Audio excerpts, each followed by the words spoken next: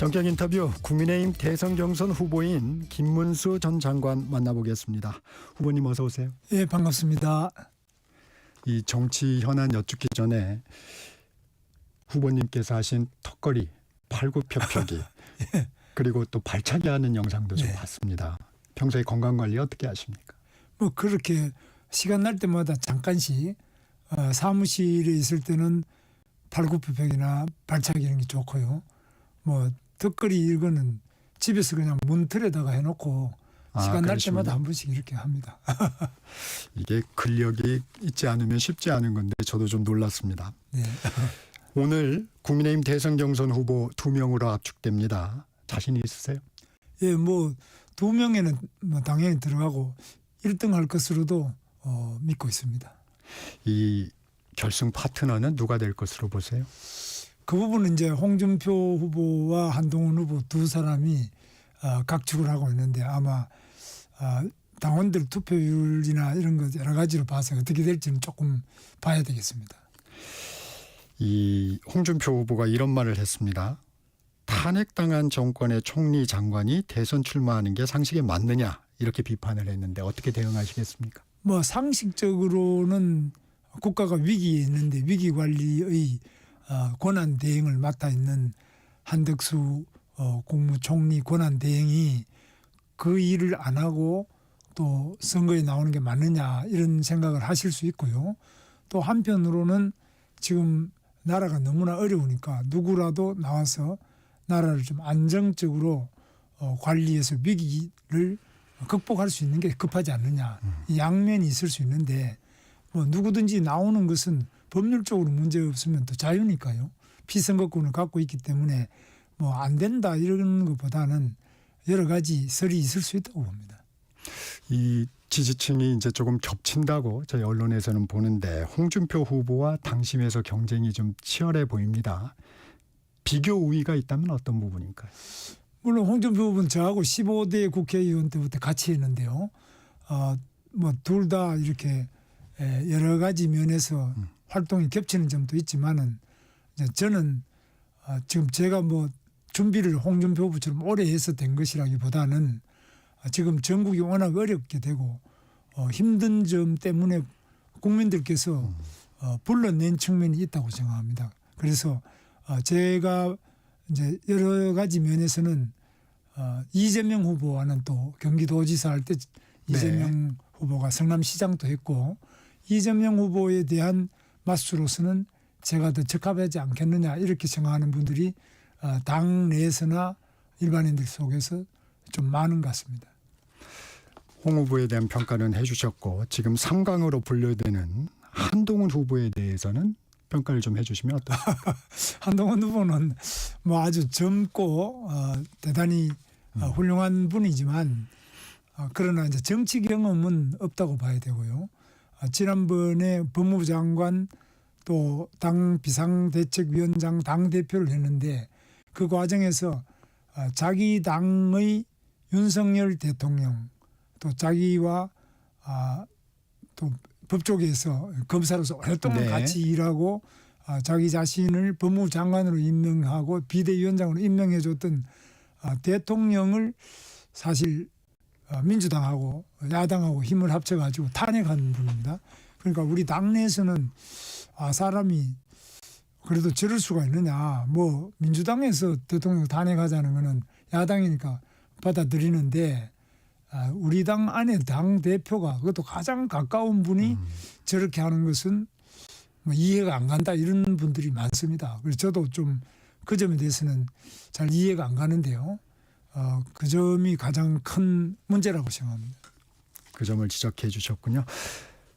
이 문제가 이제 핫합니다. 한덕수 대행 출마가 기정사실화되는 분위기입니다. 경선 유력 주자신데 한덕수 대행과의 단일화에 가장 적극적이십니다. 어떤 배경입니까?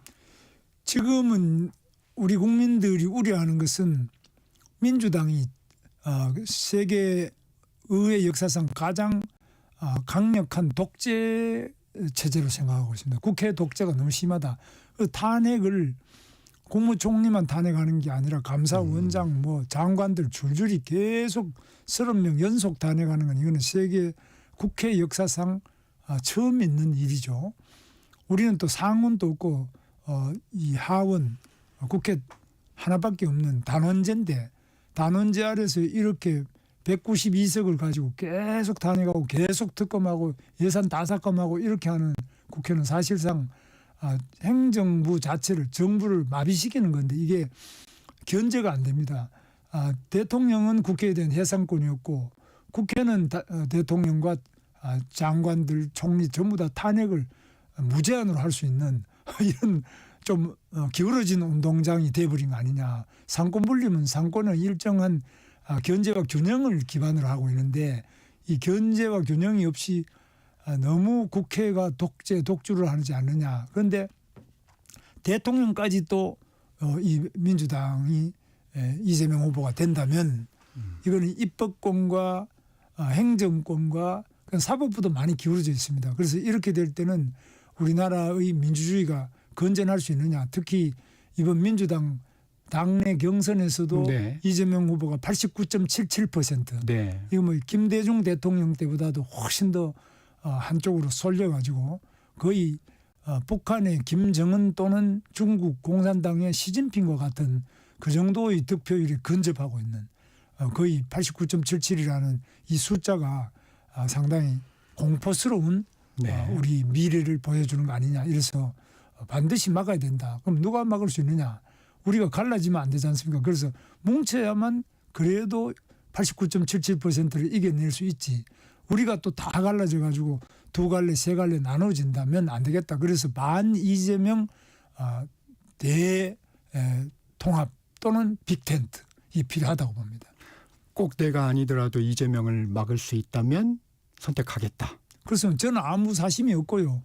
다만 이제 우리 대한민국 민주주의가 과거에 직선제 대통령제를 위해서 1972년 유신 때부터 1987년 현행 헌법을 제정할 때까지 직선제 개헌 투쟁을 우리가 열심히 했는데 그것이 바로 대한민국 민주화 운동의 핵심적인 내용인데 대통령 뽑아놨는데 이거는 국회가 나서서 계속 대통령을 탄핵한다. 뭐 노무현부터 시작해서 지금 박근혜, 윤석열 3명이나 지금 탄핵되고 구속되고 다 이렇게 돼버린다면 이게 과연 견제와 균형이 되느냐. 그런 면에서 상당한 정도로 지금 우려를 하고 있고 이 민주주의를 지키자는 것이 민주당에서 지금 이야기하는 것처럼 89.77% 선거로 뽑고 또 거기다가 국회와 행정부까지 다 일당이 잡아서 한 방향으로만 가는 것이 민주주의냐 아니면 일정한 견제와 균형이 있는 것이 민주주의냐 이런 점을 깊이 생각해 봐야 될 때가 왔다고 봅니다. 여론조사도 보고를 받으실 텐데 한대행의 출마에 대해서 부정적인 여론도 상당수 있습니다. 많죠. 이게 이 단일화를 하면 시너지 효과가 날 수 있다고 보세요? 그 점은 이제 좀 봐야 되겠습니다만은 단일화의 과정에서는 객관적이고 공정하고 좀 신속한 너무 이것도 단일화 과정이라는 게 몇 달 끌어버리면 선거 끝나버리잖아요. 네. 그 선거가 임박해 있고 또 민심 자체가 굉장히 격동하고 있기 때문에 이 속에서 질서정연하면서도 신속하고 합리적으로 수긍이 가는 그런 단일화를 해내야 되는데 쉽지 않습니다. 그래서 저희들도 상당히 조심스럽게 그러면서도 신속하게 또 국민들이 볼 때 수긍이 가는 그런 단일화를 해내야 되는데 참 어려운 숙제입니다. 후보님께서는 원샷 경선을 얘기하셨는데 이게 100% 국민 여론조사 방식인가요? 과거에 이제 노무현 대통령과 정몽준 대표 사이에 그때 전혀 다른 이질적인 두 후보가 원스톱 딱 한 차례의 경선을 통해서 여론조사를 통해서 경선을 했고 그 과정에서 정몽준을 이기고 노무현 후보가 근소한 차이로 됐는데 그때 아주 앞서 나가던 이회창 후보를 이겼습니다. 드라마틱한 반전을 통해서 그랬죠. 노무현 대통령이 당선됐는데 그런 것도 하나의 사례로 볼 수 있겠습니다. 이 단일화 과정에서 여론조사 방식 치열합니다. 네. 이 어떤 문항을 집어넣어야 될지. 근데 이제 신속하고 공정하고 합리적인 방식.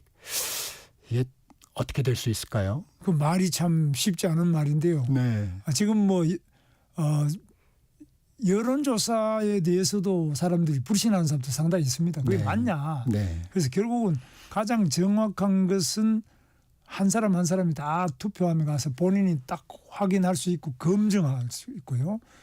그런 것이 정말 제일 좋은 방법인데 그게 잘 안 되다 보니까 간편하게 그냥 여론조사로 하자 이래 되는데 여론조사 기구에 대한 불신도 상당히 있고 방법도 다양하기 때문에 이론을 제기하면 상당히 많이 있겠습니다만은 그러나 그 이외에 그러면 빠른 방법이 뭐가 있느냐 없습니다. 그래서 뭐 여러 가지 문제가 있지만 네. 그래도 뭐 가위바위보나 추첨 이런 것보다는 그래도 민심을 반영하는 거 아니냐 이렇게 보고 있습니다.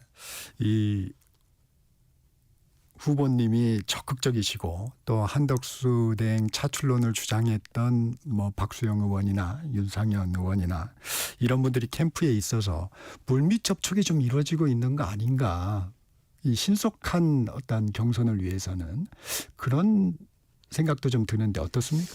뭐 총리실에 이번에 비서실장 뭐 관두기로 한 비서실장도 다 이제 우리 정치권에 우리 당에 있던 분입니다. 그래서 이런 분들하고 여러 가지 경로를 통해서 뭐 이야기가 되고 있는 거로 생각됩니다만은 제가 봐서는 우리 누구보다도 한덕수 국무총리 권한대행께서 이 막중한 권한대행을 맡아가지고 국가 위기를 수습 중인데 본인의 마음이 굉장히 어렵고 무거울 거로 생각합니다. 특히 이분은 평생 공무원 늘공 아닙니까? 네. 이 늘공으로서는 사실 외도 아닙니까? 지금 이렇게 나온다는 것이 그 외도도 지금 뭐 나라에 영 불이 나 있는데 그 불을 끄지 않고 지금 밖에 나와가지고 네. 다른 걸 좀 하겠다 이렇게 말하기에는 우리 한덕수 총리 권한대행께서 굉장히 마음이 무겁고 복잡하실 것으로 생각합니다.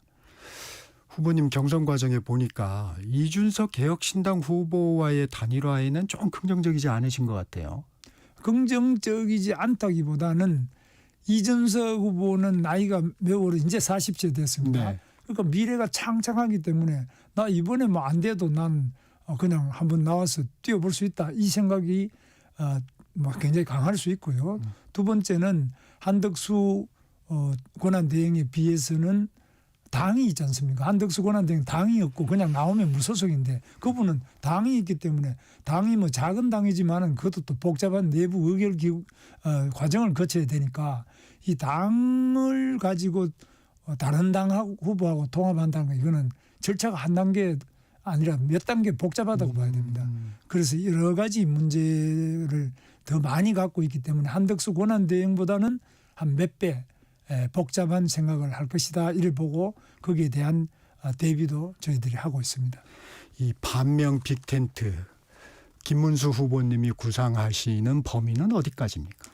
저희는 뭐 민주당을 하시든 뭐 이낙연 우리 후보라든지 네. 누구라도 이재명 후보를 막을 수 있다면 우리는 그 누구와라도 손을 잡아야 된다. 뭐 김정은 이런 사람 빼고요. 나머지는 다 우리가 손을 잡고 같이 해서 네.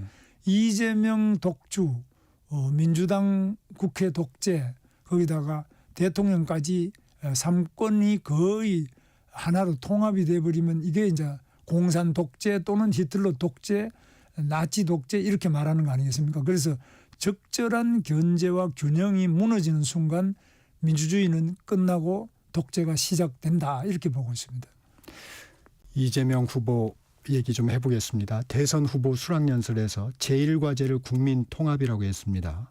후보가 된 뒤에 첫 일정도 이승만 박정희 묘역을 참배하고 반도체 기업을 방문했습니다. 선거용입니까? 어떻게 평가하십니까? 뭐 선거용이라기보다는 저도 늘 국립현충공원에 자주 가는데요. 갈 때마다 저는 이승만, 박정희, 김영삼, 김대중 대통령 다 이렇게 방문하고 그 대통령들에 대해서 참배를 합니다. 이건 뭐 기본 아니겠습니까? 그런데 어떤 대통령 빼놓고 저 같으면 김대중 대통령 빼놓고 딴 우리 당 대통령 그럼 참배한다. 이것도 안 맞고 또 민주당도 당연히 그렇게 해야 되는데 지금까지 민주당 이재명 후보는 그렇게 안 하고 자리만 있으면 이승만 욕하고 박정희 욕하고 그렇게 해서 왔는데 그것은 이제 안 하겠다 이런 취지로 보이는데 이번에 한 번은 잘했는데 앞으로도 정말 우리 정치가 바뀌어야 될 게 당이 다르더라도 우리나라 대통령 했던 분은 다 대통령인데 그분들에 대해서는 이제 감옥 그만 보내고 탄핵 그만하고 또 돌아가시면 참배하는 거 이런 것은 기본 아니냐. 그런 거에 대해서 지나치게 돌아가신 분 묘소도 우리는 못 가고 침 뱉겠다. 이건 아니지 않냐. 적어도 가면 고단송이는 바칠 수 있는 것. 이것이 바로 우리 대한민국의 국격을 높이고 대한민국에 대한 기본 애국이 아니겠나. 저는 그렇게 생각을 하고 있고요. 두 번째, 반도체 특별법에 대해서는 그동안에 뭐 다 기억하시겠습니다만 네. 반도체 특별법 고치겠다.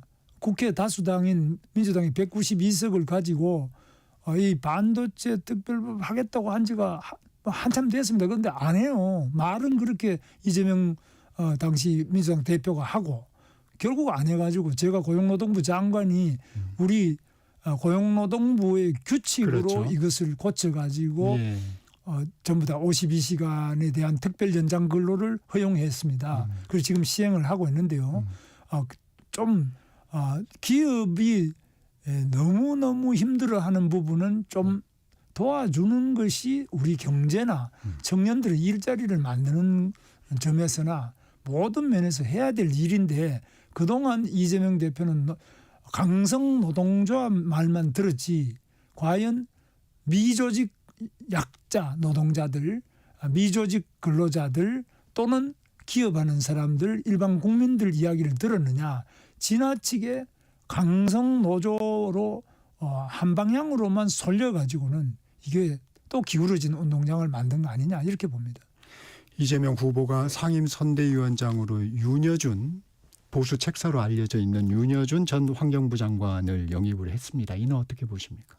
예, 윤여준 그 분은 잘 아는 저도 잘 알고 가까이 했던 분인데 제 생각에 할 때는 그분은 아주 좋은 분이십니다만은 정말 중요한 것은 이재명 후보가 또 민주당이 노란봉투법 이런 거 이제 그만 만들고 그다음에 중대재해처벌법 이런 거 억지로 해가 사고가 나면 전부 사장들 감옥에 집어넣는 거 이런 거 위주가 아니라 정말 산재를 막기 위해서 여러 가지 시설도 개선하고 점검하고 도와주는 이런 것들이 필요하지. 누구 사람 많이 집어넣는 거 이런 거 해서는 안 되는데 누구를 선대위원장으로 모셨다. 그러니까 선거 때 좀 오른쪽 표도 얻어야 되겠다. 이런 선거 전략이나 속임수가 아니기를 바랍니다. 후보님은 탄핵에 반대 입장을 갖고 계십니다. 국민 여론조사를 보면 탄핵에 찬성하는 여론이 우세합니다. 국민의힘 대선 후보가 되시면 이런 국민들을 어떻게 설득하시겠습니까? 저는 계엄에는 반대입니다. 그래서 저는 계엄을 유신 때 1972년도 겪고 1980년에도 계엄 때 제가 삼청교육 대상이 돼가지고 정말 계엄의 피해자입니다. 저는. 그래서 계엄에 대해서는 매우 부작용이 많고 그 후유증이 오래 간다는 것을 잘 알고 있는데 그러면 이번에 대통령을 또 탄핵하는데 이번만 탄핵한 게 아니라 그전에 박근혜 대통령도 탄핵했지 않습니까? 그전에 노무현 대통령도 탄핵했고요.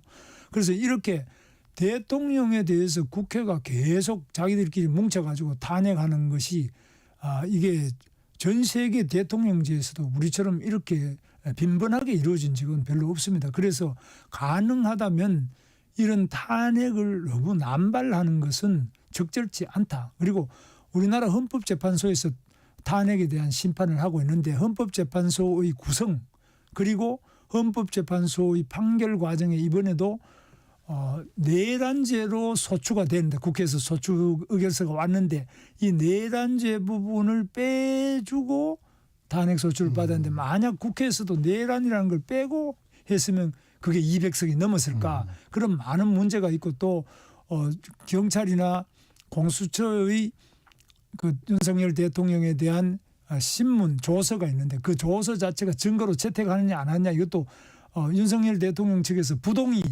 동의 안 했는데도 그걸 또 채택한다 이렇게 했는데 이런 여러 가지 절차상의 문제 이런 것들이 있고 그래서 저 생각에는 이런 부분에 대해서는 아직까지 국민들 속에서 많은 의혹을 가지고 있고 승복하지 않는 부분이 있습니다. 이런 부분까지도 잘 감안해서 국민적인 통합을 이루어 나가는데 신중한 노력을 해야 된다고 생각합니다. 이재명 후보 정치 보복은 안 하겠다. 이 얘기는 좀 어떻게 듣고 계십니까? 당연히 뭐 정치 보복을 하면 안 되죠.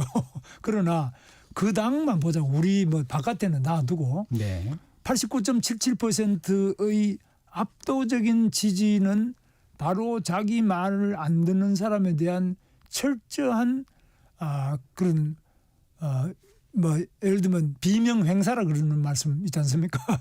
그 비명 말 안 듣는 사람은 횡사를 할 수밖에 없는 그런 당내 분위기가 사자성어로 나왔는데 이게 근거가 없거나 뭐 국민의힘에서 이 말을 지어낸 건 아니죠. 그래서 그 내부에서부터 깊은 성찰이 좀 필요하고 그런데 제가 이제 이재명 후보에게 꼭 말씀드리고 싶은 것은 본인이 뭐 여러 가지 사과를 할 경우도 있고 이런데 그 형수님 그 정신병원에 감금되려고 하다가 돌아가신 네.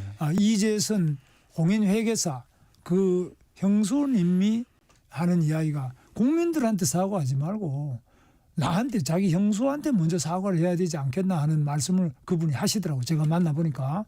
그래서 중요한 것은 바깥에 국민들한테 보여주기식 사과보다는 정말 자기가 잘못한 집안에부터 형님과 형수님과 자기 자신의 진짜 마음속으로 성찰과 반성이 있기를 바랍니다. 네, 여기까지 듣겠습니다. 지금까지 국민의힘 대선 경선 후보 김문수 전 장관이었습니다. 고맙습니다. 네, 감사합니다. 전격시사 1부 여기